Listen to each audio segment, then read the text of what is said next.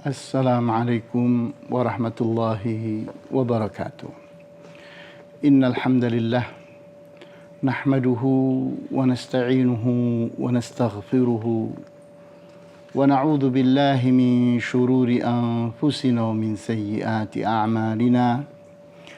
Man yahdihillahu fala mudhillalah wa man yudlil fala hadiyalah. وأشهد أن لا إله إلا الله وحده لا شريك له وأشهد أن محمدا عبده ورسوله لا نبي بعده نصلي ونسلم على رسولنا الأمين وعلى آله وأصحابه ومن تبعهم بإحسان إلى يوم الدين وبعد إخواني وأخواتي في الدين أعزكم الله. Pada kesempatan kali ini insyaallah kita ingin membahas surat An-Najm ayat 31-32. A'udzu billahi minasy syaithanir rajim. Walillahi ma fis samawati wa ma fil ard. Dan milik Allah lah apa yang ada di langit dan apa yang ada di bumi. Liyajziyal ladzina asa'u bima 'amilu, agar Allah membalasi orang-orang yang berbuat buruk pada amalan-amalannya, wa yajziyal ladzina ahsanu bil husna, dan agar Allah balasi orang-orang yang bersikap ihsan, berbuat baik, bil husna, dengan al-husna. Al-husna pengertiannya adalah surga, al-jannah. Jadi kita lihat pada ayat ini Allah Subhanahu wa taala menyebutkan hikmah kenapa adanya langit dan bumi, di mana adanya kehidupan dunia ini adalah untuk Allah menguji umat manusia. Siapa di antara mereka yang berbuat buruk dan siapa yang berbuat baik. Orang-orang yang berbuat baik disebut dengan al-muhsinin. Diterangkan siapa mereka pada ayat 32, yaitu pada ayat berikutnya. Alladzina yajtanibuna kaba'iral itsmi wal fawahisha illal lamama. Mereka, orang-orang yang muhsinin, adalah orang-orang yang menjauhi dosa-dosa besar dan dosa-dosa yang nampak dengan jelas oleh nurani manusia, terpahami tanpa ilmu, illal lamam, kecuali dosa-dosa lamam. Inna rabbaka wasi'ul maghfirah. Sesungguhnya Tuhanmu maha luas ampunannya. Huwa a'lamu bikum id ansha'akum minal ardi wa id antum ajinnatum fi butuni ummahatikum. Dialah yang lebih mengerti tentang kalian, baik kalian pada saat pertama kali dimunculkan pada bumi dan pada saat kalian berada di perut-perut ibu kalian berupa janin-janin. Fala tuzakku anfusakum, maka jangan kalian mensucikan, menganggap suci diri kalian. Huwa a'lamu bimanittaqa. Dia yang lebih mengerti tentang siapa orang yang bertakwa. Kita lihat ayat ini, ayat 32. Allah Subhanahu wa taala mendefinisikan orang-orang yang muhsinin. Orang-orang yang muhsinin itu dimulai dari level orang yang mampu menjauhi dosa-dosa besar. Kabairal ithmi. Kabairal ithmi jamak daripada kabirah. Kabair itu jamak dari kabirah. Kabirah artinya dosa besar. Kemudian setelahnya disebutkan wal fawahisha dan dosa-dosa fawahish. Fawahish jamak dari fahishah. Artinya suatu amalan yang jeleknya, buruknya siapapun tahu. Tidak membutuhkan ilmu. Seperti membunuh, siapapun tahu kalau membunuh itu buruk. Bersikap sombong. Siapapun tahu bahwa bersikap sombong itu buruk. Menzalimi orang, menyiksa orang, bersikap sadis kepada orang. Itu adalah perbuatan dosa yang semua orang tahu kalau itu adalah buruk, itu adalah jahat. Sehingga tidak memerlukan ilmu. Karena nurani dan fitrah manusia telah cukup untuk mengerti bahwa itu adalah keburukan dan kejahatan. Illal lamam, kecuali lamam. Kita lihat berbicara tentang al-lamam. Di sini Al-Hafidh Ibnu Katsir menyebutkan bahwa al-lamam di sini adalah pengecualian yang munqati', pengecualian yang tidak ada hubungannya dengan kabairal itsmi dan al-fawahish, karena itu semua dosa-dosa besar. Sedangkan al-lamam adalah tergolong dosa yang kecil atau dosa yang terampuni.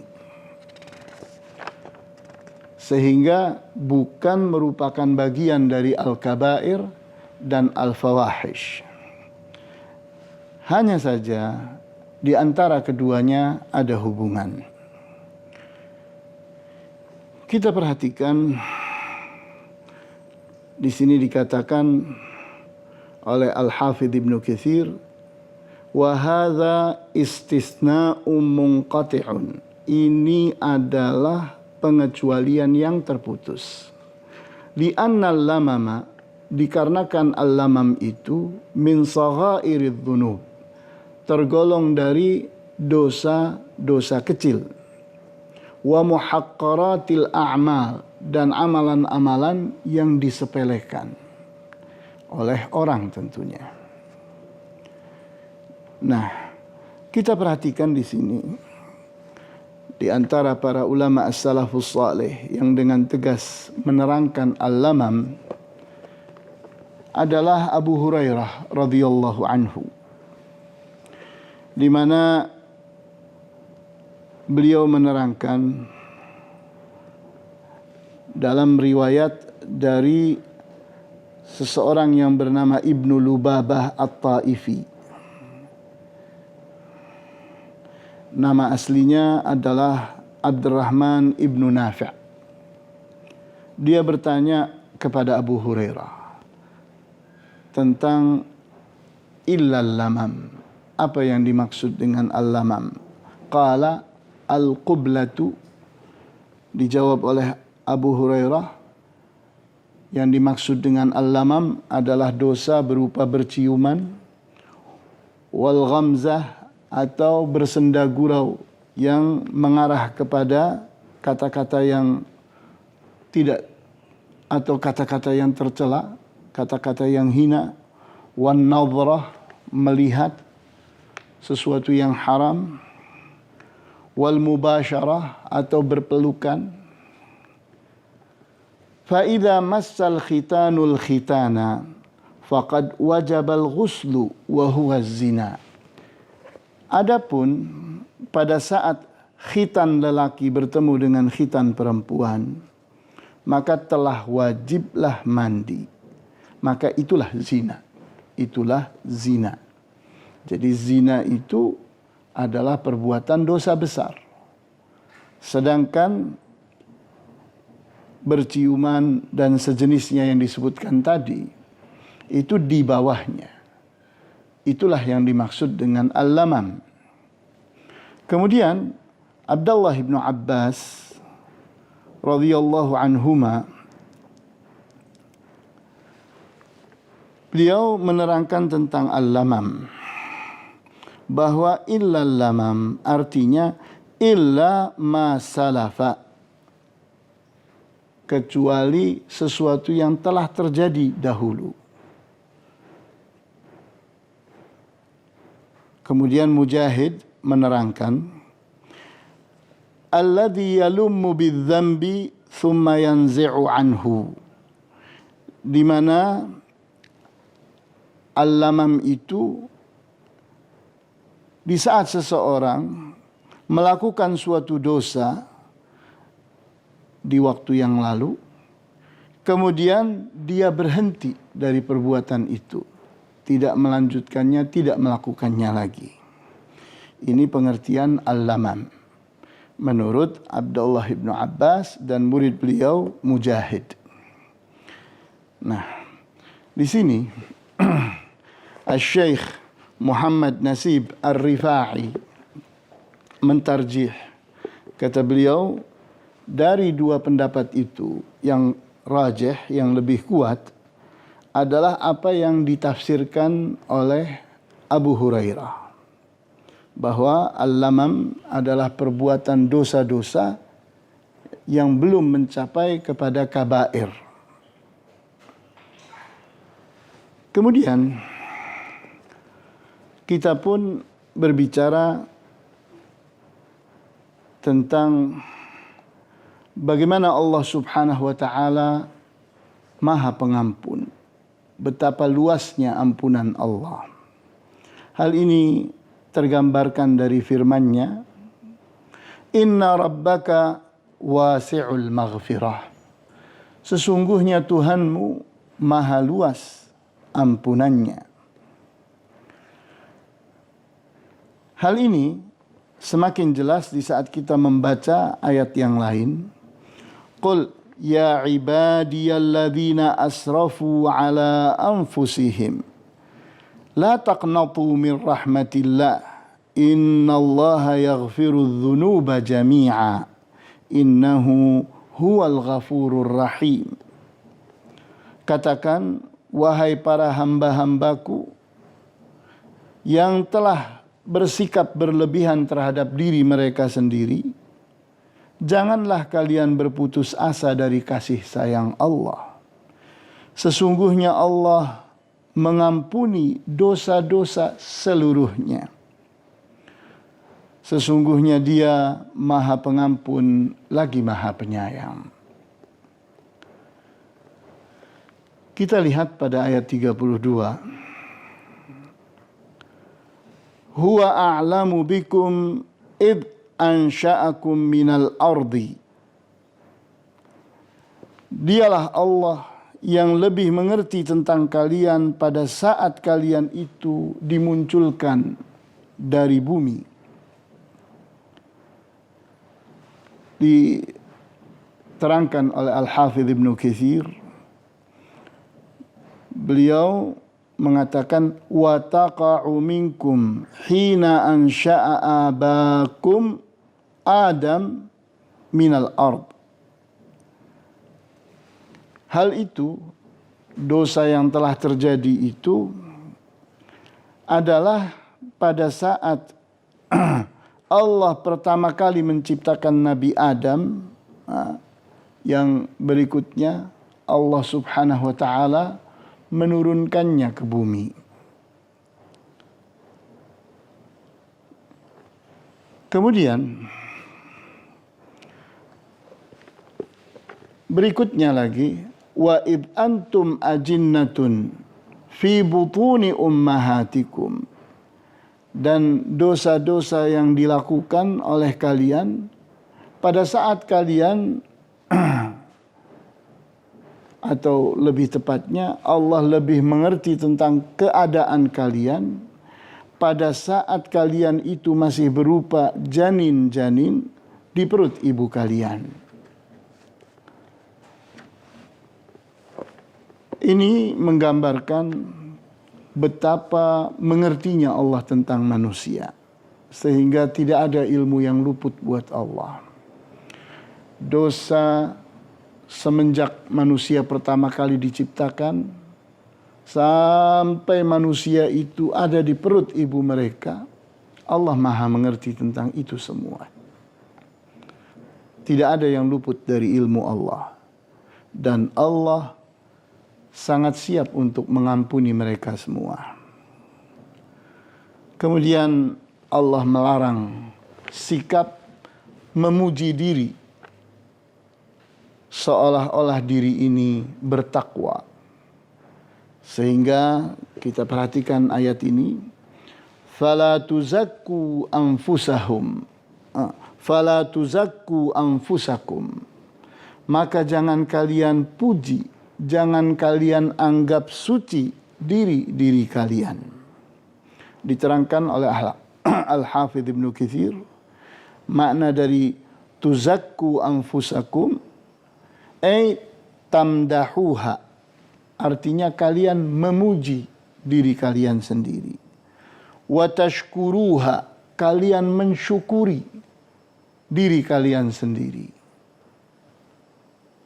Menganggap bagus sehingga layak dapat pahala. Wa tamannu bi'a'malikum, dan kalian berangan-angan dengan amalan kalian. Seolah-olah pasti akan berbahagia karena amalan-amalan.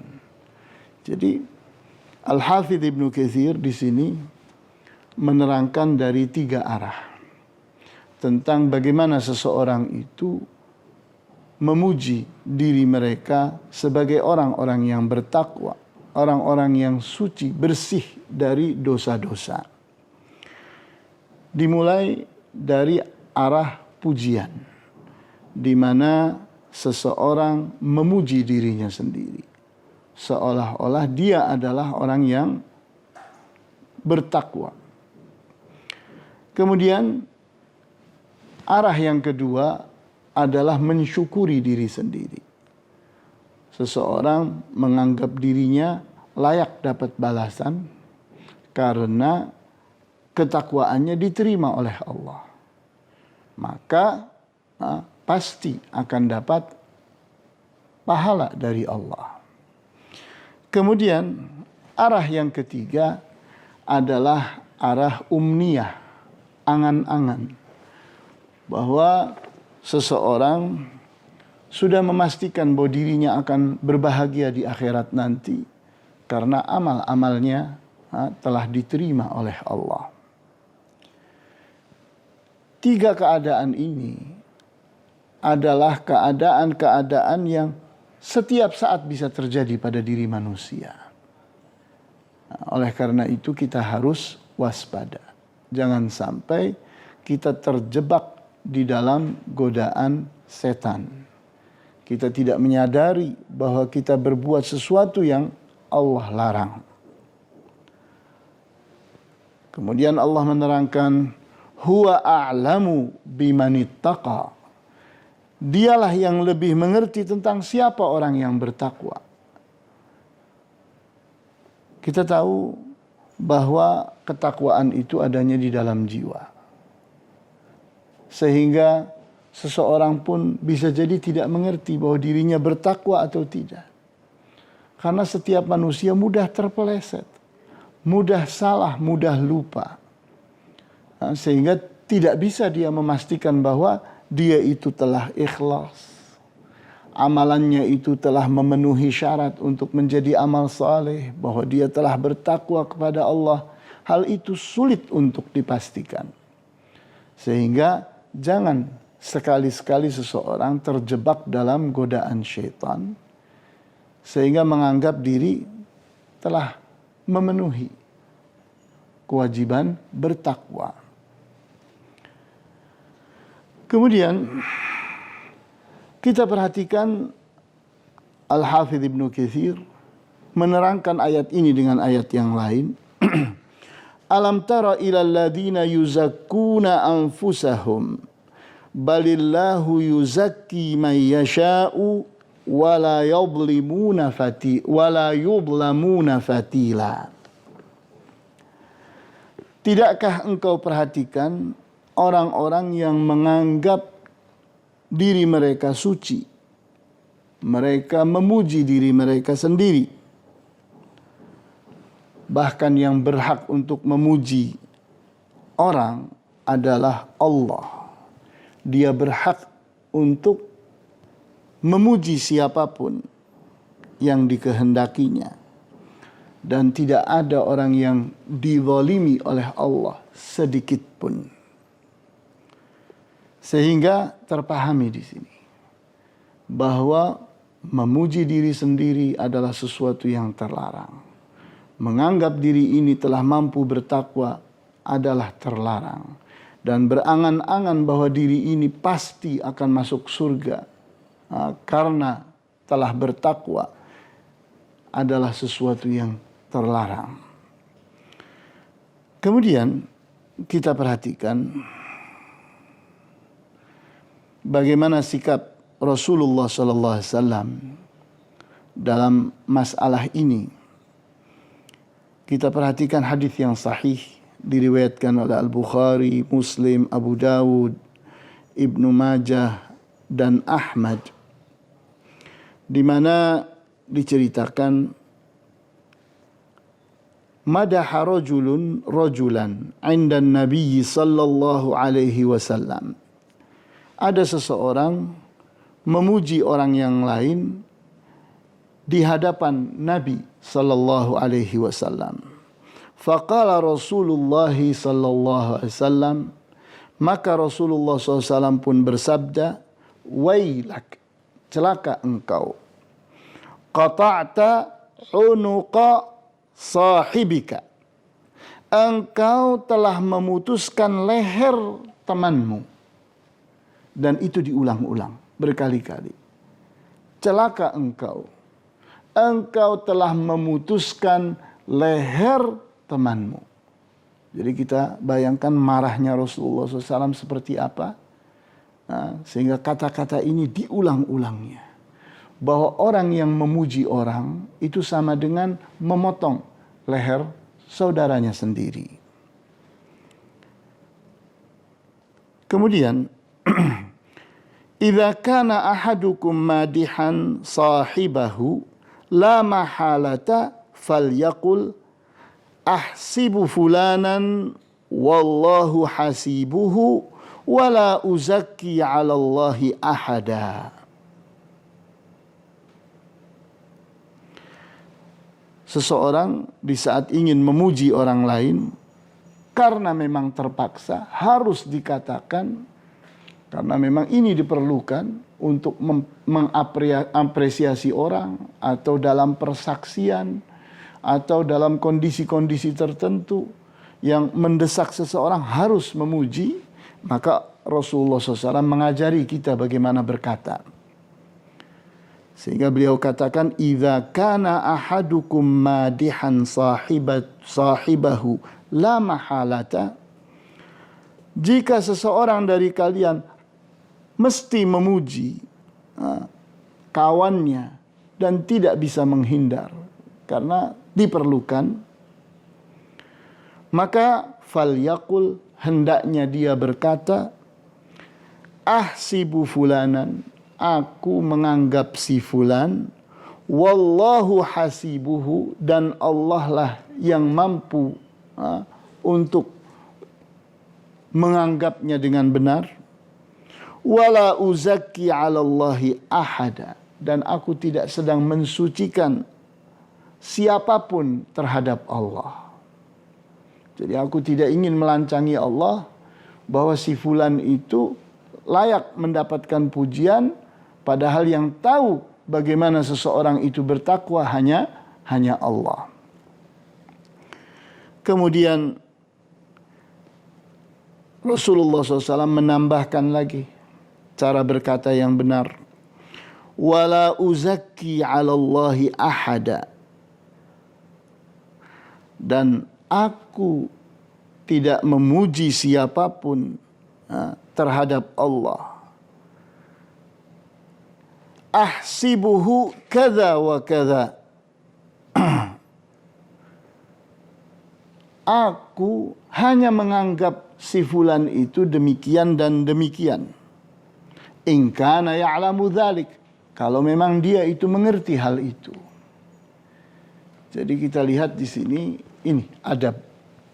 Bagaimana seseorang di saat terpaksa harus memuji orang, maka hendaknya dia sandarkan pujiannya itu adalah sebuah anggapan. Karena setiap manusia itu hanya bersandar kepada matanya, kepada telinganya, kepada pikirannya. Dia tidak mampu mengetahui jiwa orang. Apakah benar-benar orang itu bertakwa atau tidak. Apakah benar-benar manusia ini terpuji luar dan dalamnya. Tidak tahu dia. Dia hanya menghitung, dia hanya menganggap. Dengan zahir, dengan apa yang tampil, apa yang kelihatan, apa yang terdengar, apa yang terfikirkan. Kemudian kita lihat bagaimana di antara al-khulafa ar-rasyidin bersikap dalam masalah ini. Kita dapati hadis cerita itu yang diriwayatkan oleh Muslim dan Abu Dawud. Ja'a rajulun ila Uthman. Datang seseorang kepada Uthman ibn Affan radhiyallahu anhu. Fa'athna alaihi fi wajhih. Orang itu memuji-muji Uthman ibn Affan di hadapan Uthman. Qala faja'ala al-Miqdad ibn al-Aswad yahthu fi wajhihi turab. Maka Al-Miqdad ibn al-Aswad yang ada pada saat itu bersama Uthman ibn Affan mengambil pasir dan menyiramkannya di muka orang itu. Wa yaqulu amarana Rasulullah sallallahu alaihi wasallam idza laqina al-maddahin an nahthuwa fi wujuhihim at-turaba. Al-Miqdad ibn al-Aswad setelah menyiramkan pasir ke muka orang itu, beliau berkata bahwa Rasulullah SAW telah memerintahkan kami, kalau kami menjumpai orang-orang yang memuji orang, hendaknya kami melemparkan pasir di mukanya. Jadi kita lihat bahwa memuji diri sendiri, menganggap diri telah bertakwa, berangan-angan bahwa kita ini akan masuk surga karena ketakwaan kita, karena amal saleh kita, adalah sesuatu yang terlarang. Kita perhatikan hadis yang sahih diriwayatkan oleh Muslim, At-Tirmidzi dan Ahmad, di mana Rasulullah SAW bersabda, At-taqwa hahuna. Wa asyara biyadihi ila sadrihi 3 marrat. Rasulullah bersabda, ketakwaan itu adanya di sini. Sambil beliau mengarahkan penunjuknya, jari penunjuknya ke dadanya 3 kali, diulang-ulang. At-taqwa hahuna. At-taqwa hahuna, at-taqwa hahuna. Kita lihat bagaimana para ulama as-salafus salih menerangkan tentang ketakwaan. Kita perhatikan Khalifah Umar ibn Abdul Aziz rahimahullah. Beliau berkata, La yablughu ahadun maqamat taqwa hatta la yakuna lahu fi'lun wala qawlun yaftadihu bihi fid dunya wal akhirah. Tidak akan seseorang itu sampai ke posisi takwa, ke level takwa, sehingga dia itu sudah tidak punya lagi suatu amalan dan perkataan yang akan mempermalukannya di dunia dan di akhirat. Jadi kapan level takwa itu dicapai oleh seseorang? Diterangkan oleh Umar ibnu Abdul Aziz rahimahullah, yaitu pada saat seseorang sudah tidak punya lagi kata-kata dan perbuatan yang akan mempermalukannya di dunia dan akhirat. Siapa orang itu? Tidak ada. Sangat sulit sekali. Karena lidah kita mudah terpeleset. Pikiran kita mudah terpeleset. Kemudian mata kita liar. Telinga kita liar. Tangan dan kaki kita pun sulit diatur. Kemudian berikutnya lagi, ada orang bertanya kepada Umar bin Abdul Aziz, "Mata yablughul 'abdu sinamat taqwa?" Kapan seorang hamba itu mencapai kepada puncaknya takwa? Maka dijawab oleh Umar ibn Abdul Aziz rahimahullah, "Idza wada'a jami'a ma fi qalbihi minal khawatiri fi tabaqin wa tafa bihi fi suqi lam yastahi min syai'in fihi." Seseorang itu akan mencapai kepada puncak ketakwaan di saat dia itu mampu meletakkan semua yang terbercik di dalam jiwanya. Jadi apa saja yang jadi bahasa jiwanya, sikap jiwanya, cinta, benci, pikiran dan sebagainya yang ada di dalam jiwa itu, dia mampu meletakkannya di atas pinggan, di atas nampan. Kemudian dia tidak malu-malu lagi untuk membawa-bawanya, memamerkannya di tengah pasar. Jadi kita bayangkan kapan seseorang itu boleh atau sudah mencapai puncak takwa, di saat seseorang itu sudah mampu meletakkan apa saja yang ada di dalam jiwanya, khawatir, apa saja yang menjadi pikiran dan sikap jiwanya itu dia bisa letakkan di nampan. Kemudian nampan itu dia bawa keliling pasar dan dia merasa bangga, merasa senang bahwa ini saya. Di pikiran saya tidak ada yang jelek. Di sikap saya, di jiwa saya tidak ada yang jelek. Semuanya bagus. Ini. Dia mampu memamerkannya di hadapan orang-orang di pasar. Kemudian para ulama as-salafus salih lainnya mengatakan alamatul muttaqi ayyul jima anil kalami kama yuljimul muhrimu hala ihramihi. Bahwa tanda bahwa seseorang itu bertakwa adalah dia mampu menahan dirinya dari kata-kata seperti seorang muhrim, seseorang yang sedang ihram untuk haji atau umrah. Dia mampu menahan dirinya sehingga dia tidak berkata-kata dengan kata-kata yang akan merusak ihramnya. Maka hendaknya seperti itu setiap saat, bukan saat ihram saja. Wa yahtajul muttaqi ay yakuna aliman bisyari'ati kulliha wa illa kharaja 'anit taqwa min haitsu la yash'ur. Dan orang yang bertakwa itu hendaknya dia berilmu tentang syariat Islam ini seluruhnya.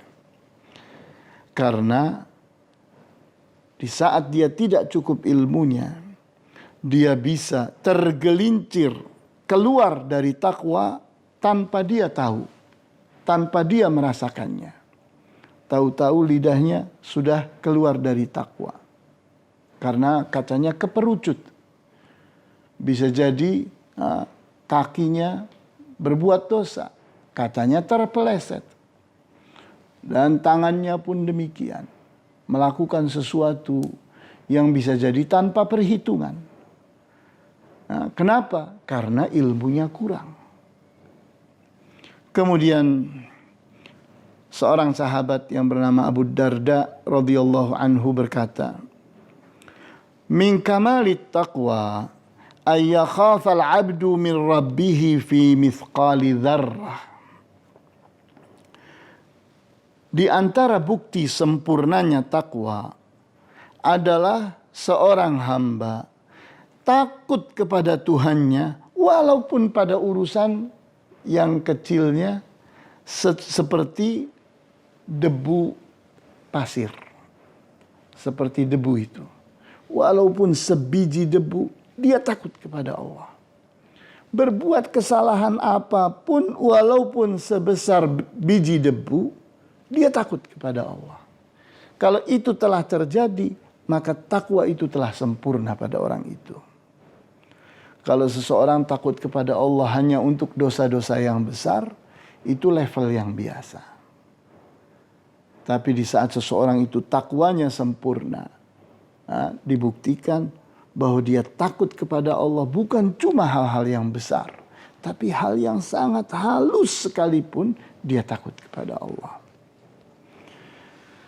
Kemudian seorang tabi'i yang bernama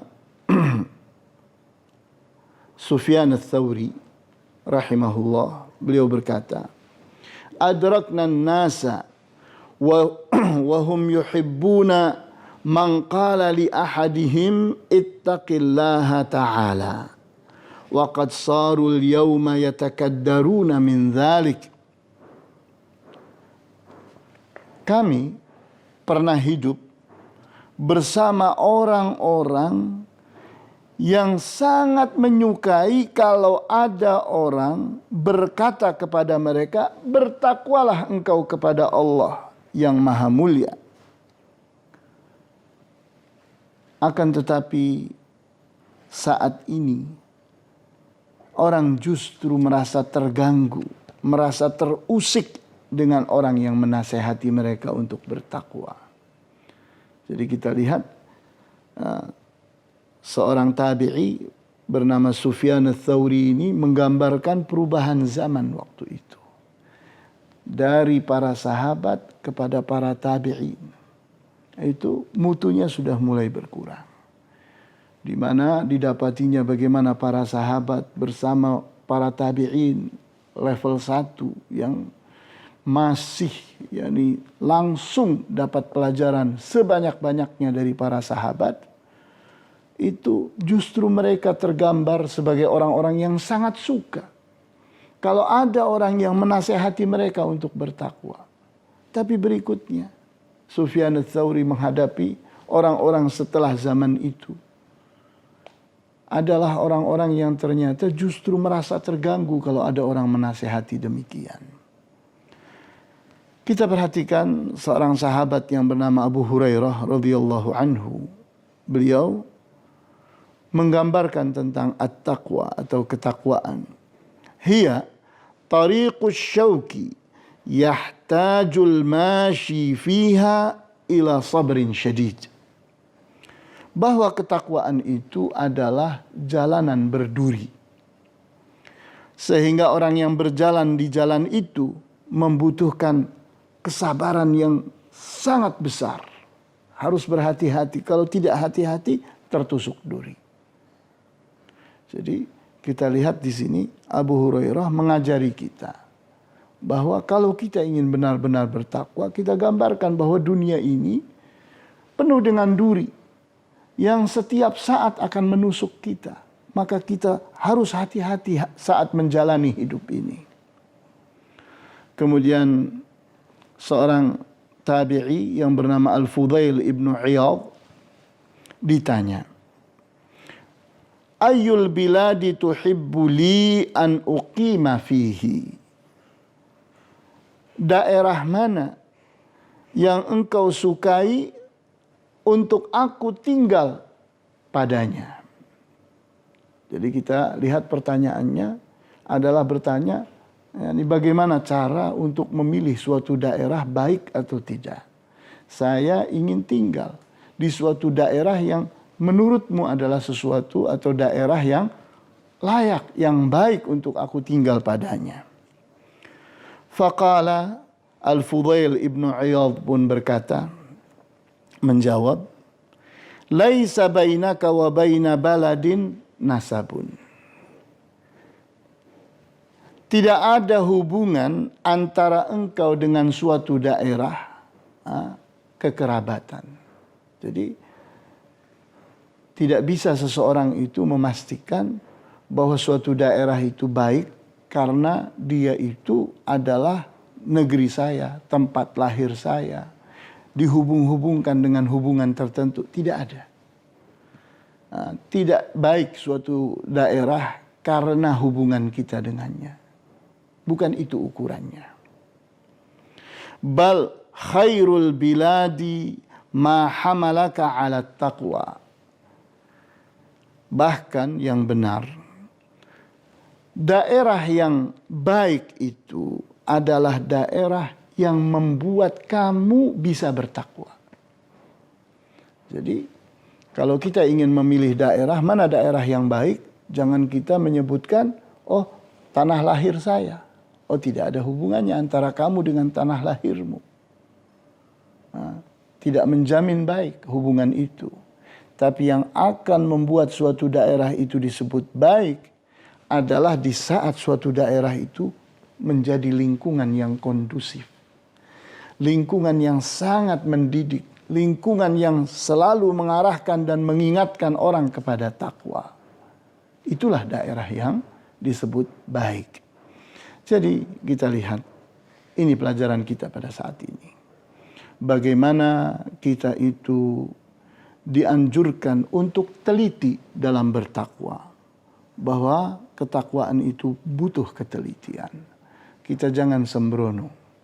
Jangan asal jadi dengan mudahnya kita memuji diri kita sebagai orang yang bertakwa. Tidak. Jauhkan itu. Karena bertakwa itu bukan sesuatu yang mudah. Bertakwa itu butuh kewaspadaan, butuh ketelitian. Maka inilah pelajaran kita pada saat ini. Wallahu ta'ala a'lamu bis-shawab. Walhamdulillahi rabbil alamin. Wa sallallahu ala asyrafil anbiya'i wal mursalin. Wa ala alihi wa ashabihi ajma'in. Subhanakallahumma wa bihamdika. Ashhadu an la ilaha illa anta. Astaghfiruka wa atubu ilaik. Wassalamu alaikum warahmatullahi wabarakatuh.